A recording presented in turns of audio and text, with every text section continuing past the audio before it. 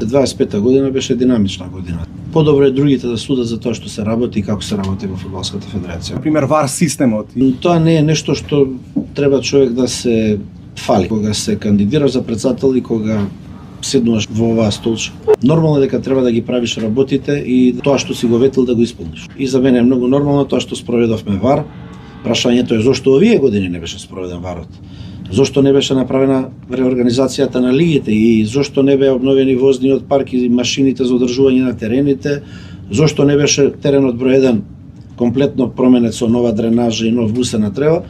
Тоа е прашање зошто до сега не било направено. Зошто именување на селектор би било во центарот на јавноста. Тоа е нормален процес во фудбалот. Дори разговаравме со Боби Милевски за продолжување на договорот. Се случи тој резултат во Кардиф. Дојдов до заклучок дека е потребна некоја нова енергија, дека играчите кои ќе дојдат на соберите треба да покажат повише мотивација за борба за место и така натака. Не беше одлука која беше лесно донесена, но ете се пресечи и се донесе. Мислиме дека со таква некоја промена ќе во баражот ќе настапиме така малце со поголема енергија. Ќе оставиме да покаже времето. Одлуката е таа. Нема правило дека вие правилен избор ќе направите. Понекогаш кога не очекувате ќе дојдат резултати и кога од некого очекувате големи резултати апсолутно ќе закаже. Таков е спортот. Ветивте дека ќе бидете транспарентни, секогаш достапни за новинарите. Благодарност до сите колеги кои што се присутни денеска на овој ваш, да го наречеме, отчет за 25-та година и да пратиме порака да бидат и директни и без двоумење за било кое прашање. Па Златко, кога го договаравме овој настан денеска, од тебе побарав да ги информираш сите да може да постават прашања какви сакаат, значи не побаравме прашања однапред. И еве јас ги замолувам тука сите, ама апсолутно све што име во глава да прашаат без никаква задршка. Првото прашање е од Александар Табаковски. Задржан на ВАР системот кој што веќе беше спомнат, дали комисиите имале помалку поплаки, помалку жалби од клубовите, дали судиските оцени благодарение на користење на ВАР системот пораснале или опаднале, што може да се квантифицира во ова, да речем, прво полугодие од употребата на ВАР системот, доколку имаме таква информација? Јас ве тврдам, ве уверувам и тоа можете и со примери да ви го докажеме дека судењето оваа сезона е можеби најдобро во последните години. ВАРот нема право да ја приначи во конечна одлука. Тоа треба го знаете сите согласно правилата кои што се на ФИФА. ВАРот укажува. Затоа и судијата се вика на екран да ја види ситуацијата. За да ние докажеме дека сме максимално транспарентни. Од пролетната полусезона, клубовите кои што мислат дека има донесена проблематична одлука на надпреварот по ВАР комуникацијата, ќе имаат право по поднесено барање да дојдат во просториите на федерацијата, во ВАР системот каде што се нашите соби и да ја слушнат комуникацијата помеѓу ВАР судијата и главниот судија. Ако ве пуштиме сега подготвени, имаме 14 ситуации од минатите 2 години од судиски одлуки, можеме тоа заедно да ги дискутираме како било и како е. Не бараме ништо, само бараме коректно известување. Сите наши грешки секогаш ќе ги прифатиме. Ние не бегаме од нашите грешки, но сватете дека намера и тенденција нема и нема ни да има за видење. Бранко Илиевски, Македонска телевизија. Како ќе ја коментирате реакцијата на Игор Ангеловски Мрме по наименувањето на Седловски? Вчера имавме еден убав прес, една убава презентација каде што навистина беше убава гледка каде во голем број бевте сите новинари и многу коректно помина сето тоа со една порака за обединување на сите во фудбалот, затоа што репрезентацијата не е ни моја, ни ваша, ни на било кој поединец, репрезентацијата е заедничка на целата држава. И човечки, културно и спортски е да се даде подршка на тој што е избран. Вие секогаш кога бирате имате 10 опции, вие ја бирате една опција, нели? Некои своји лични амбиции, лични интереси ги стави пред фудбалските репрезентативните. Баш би сакал да биде до крај коректен и да каже кои се тие лични интереси. Јас немам лични интереси во федерација, ја работам пробоно. Гоце Седловски изјави дека ќе работи пробоно. Некоректно е тоа што вчера го направи неколку часа после именувањето, но тоа кажува само за човекот сам по себе. Јас би му посакал во 2026 година пред се ментално здравје и физичко здравје и да поработи на своите тренерски способности. Јас му се јавив лично 2 пати, отворено му кажав, размислуваме помеѓу тебе и помеѓу Гоце Седловски. Не сакам од ова да правам сапуница, но после онаков напад треба да се слуша и другата страна. Ти благодарам што ми се јави, што воопшто помисливте на мене. Било која твоја одлука, јас прв ќе бидам што јавно ќе излезам да ја поддржам. Милче Дургутов. Читам председателе, ќе дадам само 2 реченици пред моето прашање. Значи, во држава Македонија има 3 власти: законодавна, извршна и судска, а по моје длабоко убедување има и 4-та власт, тоа е фудбалската власт. Сите присутни во салата и вие посебно потпорало знаете дека фудбалската власт е засебна власт во целиот свет, почнувајќи од ФИФА, од УЕФА и стигнувајќи до Фудбалската федерација на Македонија. Од тој аспект, моето прашање во контекст на прашањето поставено од колегата Илиевски и вашиот одговор во однос на поранешниот селектор Ангеловски. Имаме класични случаи кога во вакво истапување, јавен настап на јавни личности фронтално против одредени фудбалски федерации се преземаат мерки надвор од законските норми, од органите, од телата и така натаму, бидејќи секоја фудбалска федерација си има своји правилници врз кои се однесува и работа. Сега ово се однесува и за последниот случај во Општинскиот фудбалски сојуз Охрид, каде што надлежните институции покренуваат истрага и веќе имаат де факто докази дека таму некој ја сгрешил работата во најмала рака.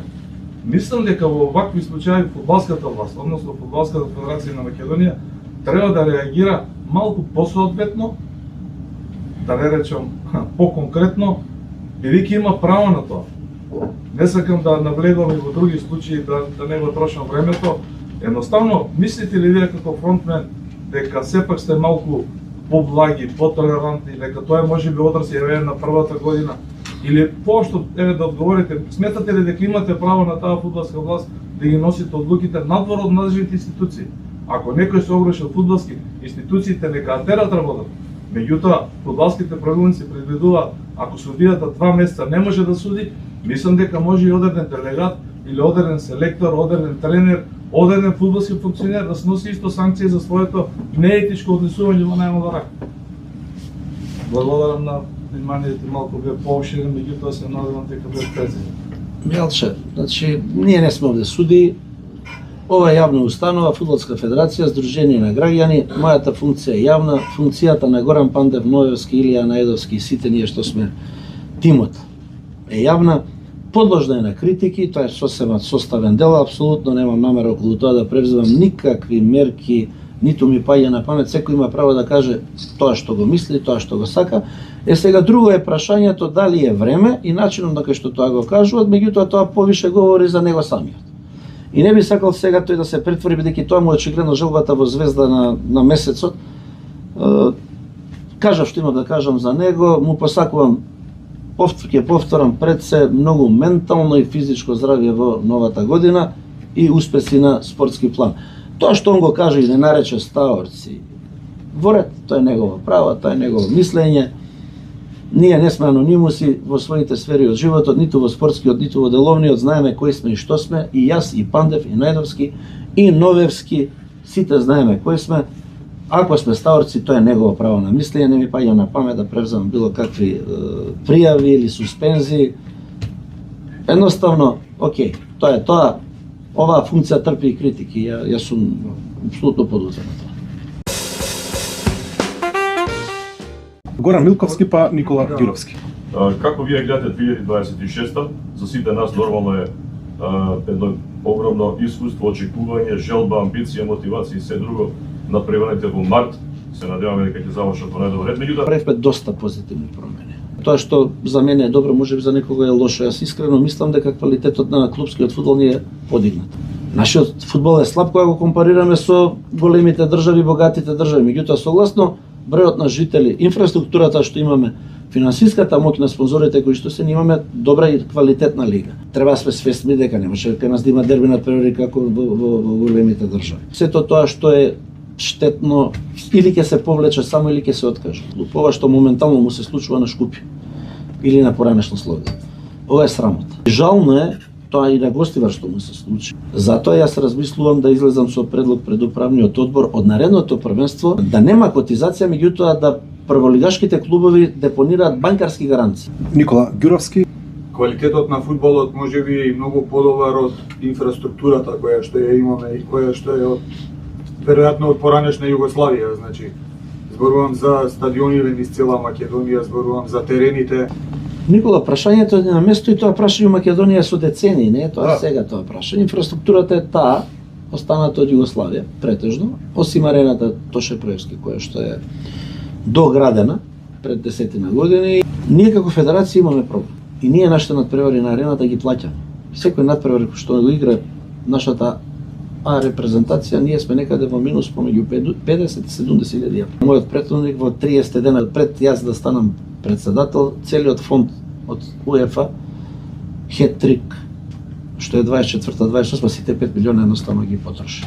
И потпиша договори со пуштени аванси, инаку тоа ќе беше одлична сума на пари која што ќе можевме на терени, да реновираме терени со облекувални на прволигаши, а можеби некаде да поставиме осветлување. Наташа Дургутов. Председателе, сакам да ве прашам, во вашиот мандат имаше еден неспортски момент, можеби најнеспортски како сте вие председател на федерацијата, а тој момент многу ја разбранува јавноста и некако како да се уште немаме конечен одговор или конечна разрешница, или можеби имаме, а не сме информирани. Мислам, јас не знам. Зборувам за надпреварот Кожух Бешкими, каде што нели беше потврдено и официјално од ваша страна како федерација дека е покрената постапка и дека е предадена на органите, каде што се докажа дека има некоја неистина на надпревар, и некако како да тука остана. Прашањето ми е, бидејќи јавноста се уште не го има заборавено како една црна точка, а гледајќи го начинот на кој што други работи ги решавате, едноставно ми доаѓа да прашам до каде е тука работата, има ли нешто повеќе што можеби треба да се знае. Благодарам. Ова прашање е малку специфично, бидејќи и темата е специфична. Фудбалската федерација не е суд. И кога говориме за местење на надпревари, ако видите искуството на другите федерации, како сите скандали што беа во минатото на времето Италија и сега во Турција, гледаме дека стотици судии беа уапсени и фудбалери поради местење на надпревари, ние мора да бидеме внимателни кога презимаме такви чекови. Тоа што Фудбалската федерација го направи за споменатиот надпревар, до сега мислам никој не ни превзема такво нешто. Ние ги немавме до крај доказите и ние мора да ја чекаме финалната судска одлука, колку што сум запознат, навар има поднесено кривични пријави против сите што се вмешани во тоа. Ние знаеме дека тој надпревар има неспортски дел. Тука дадоа изјави фудбалери кои што игра на тој надпревар и дадоа и официјалните лица и сите, меѓутоа ние сме тие што треба тек така да донесеме финалната одлука. Ние тогаш донесовме одлука дека надпреварот нема да бодови нема за победникот.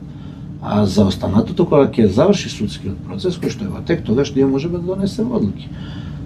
Јас ќе бидам искрен со вас. Ниту сме наивни, ниту не ги знаеме работите. Ова е мала земја и се знае. За жал, има такви работи. Она што е битно е дека тие што ги прават тие работи се многу наивни ако мислат дека не знаеме. Не само ние, него и УЕФА знае. За неколку надпревара ние утредента добивме мейл дека тој надпревар и за оваа полусезона, и од втората лига и од првата лига, дека е сомнителен. Не сакам ништо друго да коментирам, затоа што за некои надпревари си постои истрага, си има постапки кои ще се течат, и тоа за надпревари од оваа полусезона. Нема да се излетувам со ништо да кажам, има кој да каже кога ќе дојде моментот. Меѓутоа све знаеме. Ама баш све знаеме и брзо ќе сватат сите тие луѓе дека нема да има место за нив во македонскиот фудбал. Саше Кузмановски. Да направиме некаква контрола на кои се луѓе влегуваат во македонските клубови, затоа што велам овој проблем станува хроничен во последните неколку години. и ќе предложам да донесеме одлука да Фудбалската федерација финално даде одобрување за превзимање на клубот после проверки на новиот собственик. А што се однесува до банкарската гаранција, што јас кажав дека ќе предложам на управен одбор, тоа ќе биде дека за првенството ќе се заврши, па сега некој да размисли 3 пати дали кога ќе ги постигне целите кои што ги постигнал, кои што не се фудбалски во текот на преварите, во одреден момент да се откаже за да направи штета и нормално да бара причина дека федерацијата е виновна за тоа што тој се откажува. Ќе најдеме инструменти согласно законските рамки да федерацијата више не дозволи рашомонијада со собствениците на клубовите. Ви кажувам, ова што сега му се случува на Шкопје, навистина катастрофално за клуб со таква традиција и со таква историја и навивачка група да собственикот така се игра со клубот, а тоа е недопустиво, како што собственикот ме гостива, едноставно сам си реши без никаква посебна причина да напушти, но тоа е тоа. Наше е да бидеме коректни со сите, а другото ќе го решиме на начин што од наредното првенство нема така да може лесно се превзимаат клубовите. Ќе гледаме да ние го имаме финалниот збор околу одобрувањето на таа транзакција превзимање. Дамјан Николовски, па неговите колеги од македонската телевизија втора програма, Сами и Мустафа Адеми. Направивте ли ревизија, споменавте пред малку 5 милиони евра од хетрик програмата од УЕФА пред време потрошени или неправилно потрошени? Во Кичево го раскинавме договорот и ја активиравме банкарската гаранција на изведувачот кој што беше на работите. Во Охрид му го раскинавме на истиот изведувач кој што беше во Кичево и во Охрид договорот. Поднесовме тужба за поврат на авансот кој што е уплатен надвор од понудата и од одлуката на управниот одбор. Уплатен аванс без повратна банкарска гаранција, а понудата која што усвоена на управен одбор и помината е без аванс. Ревизијата за претходното работење има непродуктивни трошоци. Значи, еве, случајно вчера беа кај мене од институции државни за предмет кој што е отворен во 2019 година за тоа како во период 2014-2019 со фиктивни фактури се исплаќани огромни пари. Така да знаете, кога вакви работи се прави ревизија и се проверува, тоа е потребно малце повеќе време. Она што ја вчера прв пат го дознав, ја не го знаев. Меѓутоа, кога дојдоа господа да требаше некакви документи да доставиме, сумата која што видов дека со фиктивни фактури испумпавана од федерацијата е запрепастувачка. Влеговме во послед... Сега не сакам да шпекулирам, меѓутоа некаде околу 2,5 милиона евра. Јас се извинувам, вака што ако тоа е интересно за јавност. Добро, секој ќе дојде време, тоа ќе го кажеме, сепак си има истрага преку 2 милиона евра. Сами и Мустафа Адеми од македонската телевизија втора програма. Споредно со минатото имаме се помалку навреди во релација помеѓу навивачките групи во национална база. Навивањето на навивачките групи, мислам дека сите се уверија дека нема компромис. Равномерно ги казнуваме сите, немаме двојни аршини. Минатото рековте дека се размислува за спонзорство на лигата на првенството. За спонзор на лигата од прв ден работам на тоа. Сега за сега не успевам во тоа, но оптимиста сум, на крајот ќе успеам, секако. Прашање на време само. Зошто сметате дека треба да се зголеми бројот на групи наместо да се намали од постоечките 5 например на 3 за да се сконцентрира не само квалитетот на играчи на едно место, туку и клубовите да се сконцентрираат оние што се посериозни да настапуваат наместо вака да има повеќе клубови што ќе има сигурно ќе има и повеќе откажувања. Промената од 5 во 6 региона е околу организацијската поставеност на Фудбалската федерација на Македонија. Во моментот Фудбалската федерација на Македонија е составена од општински фудбалски сојузи. И основниот услов за постоење на општински фудбалски сојуз е да има минимум лига од 6 клуба кои што се натпреваруваат во општинската лига.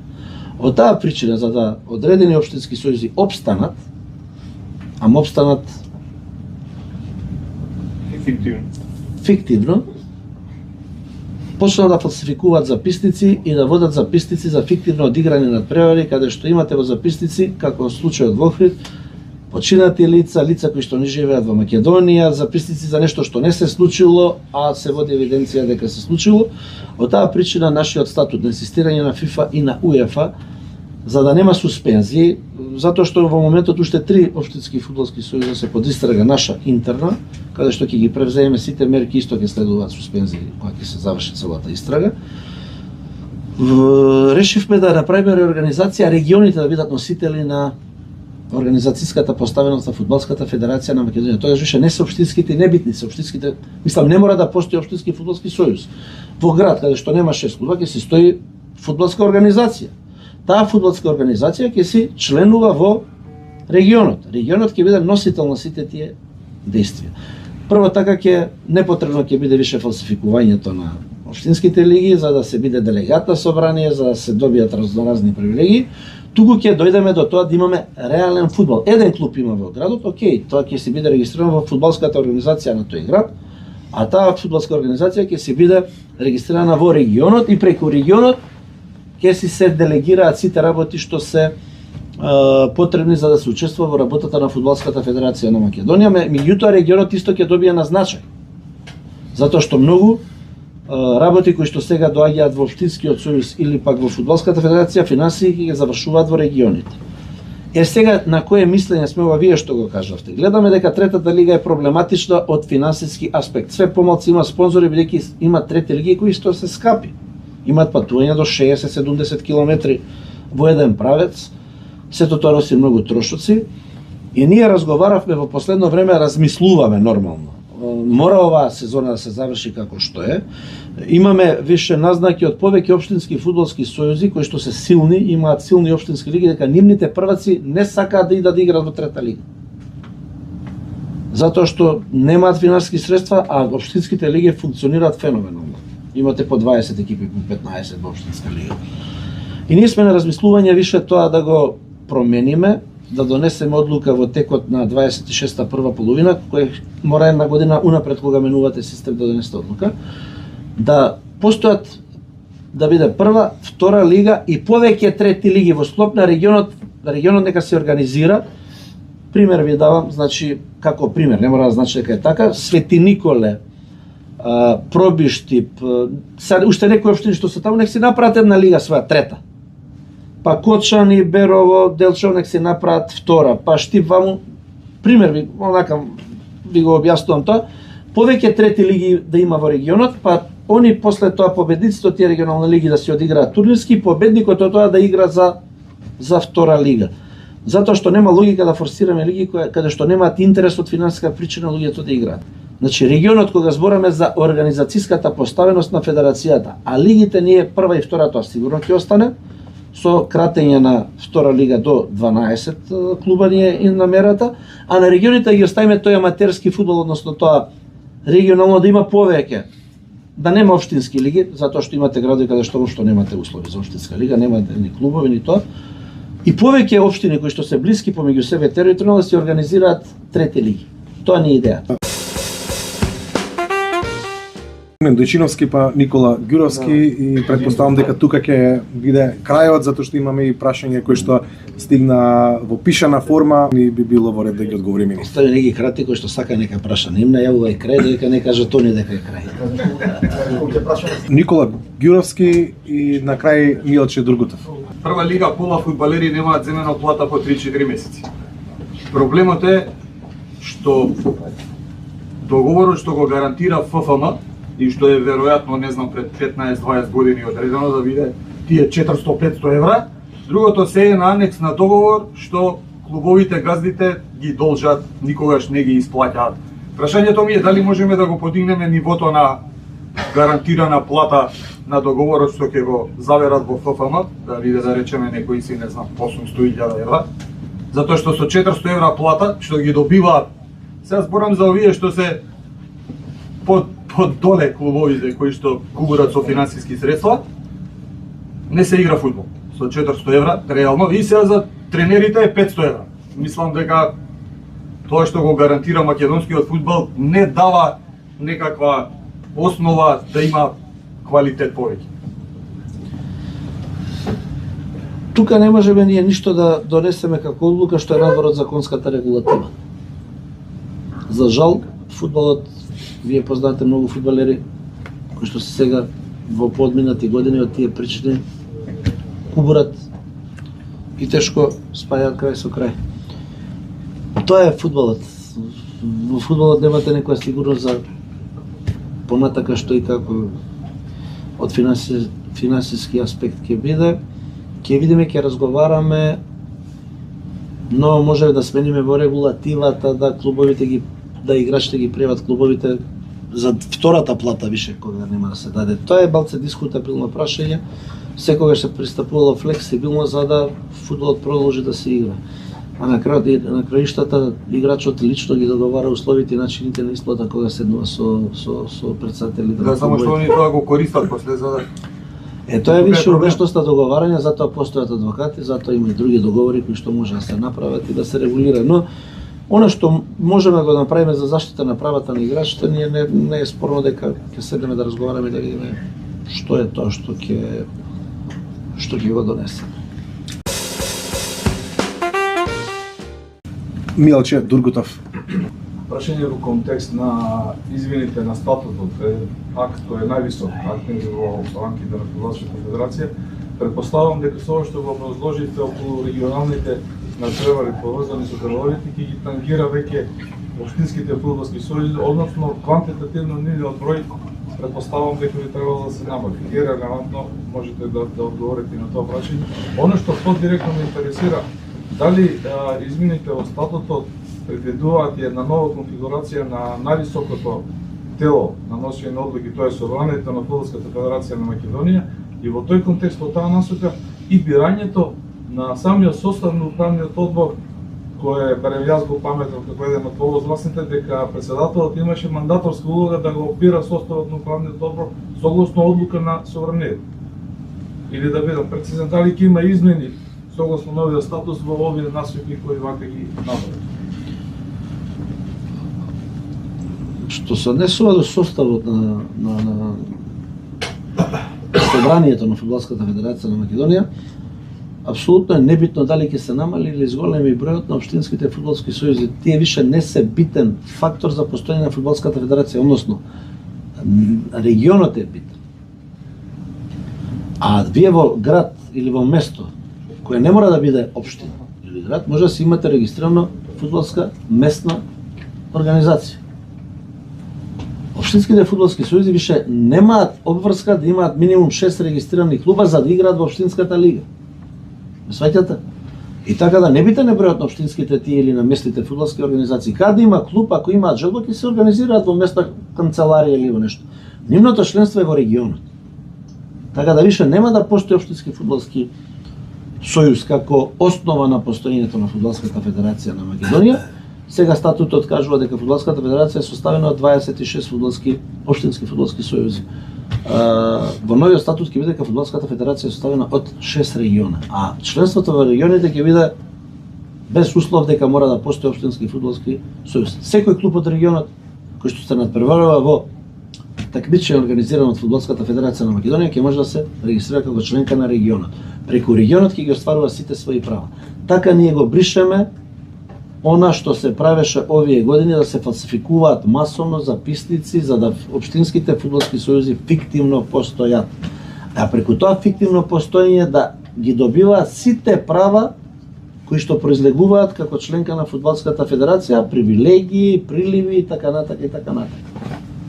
Мислам дека у тој дел затоа сега ви го појаснив Бирањето на членовите на управниот одбор. Тоа не можеме да го направиме без консултација со ФИФА и со УЕФА. Вие треба да знаете дека ние можеме да дадеме предлог статут, тој оди на одобрување во ФИФА и во УЕФА.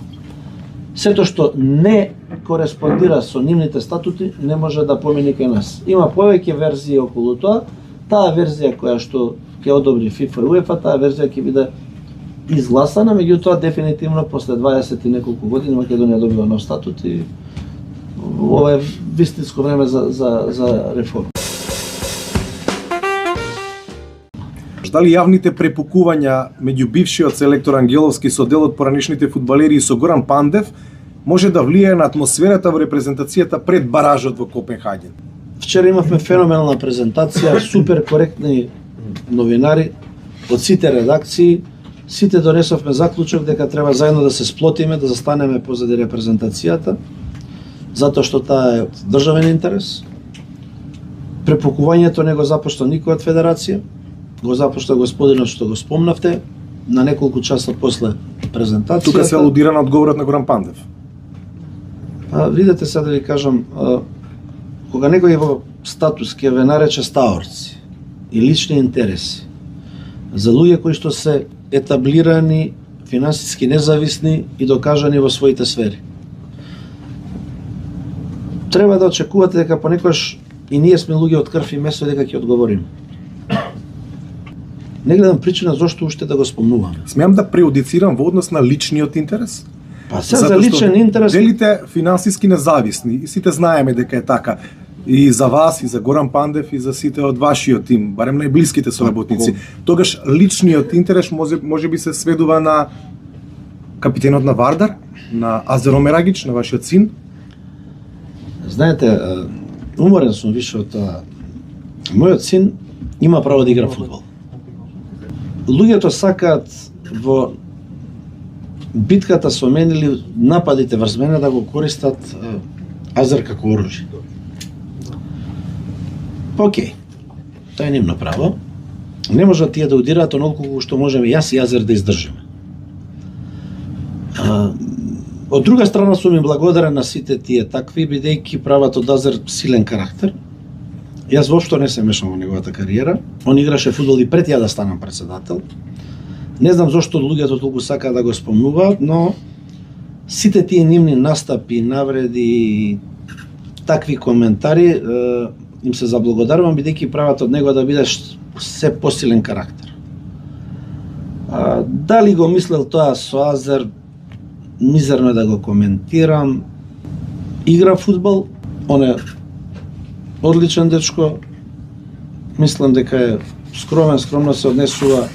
Зошто толку сакаат преку него да удираат на мене, тоа повеќе говори за нив самите, отколку за мене. Пак не знам зошто ова прашање вака ми е поставено, но знам дека максимално се трудам да бидам коректен, да не мешам баби и жаби, но некои луѓе тоа не знаат, не ја знаат границата.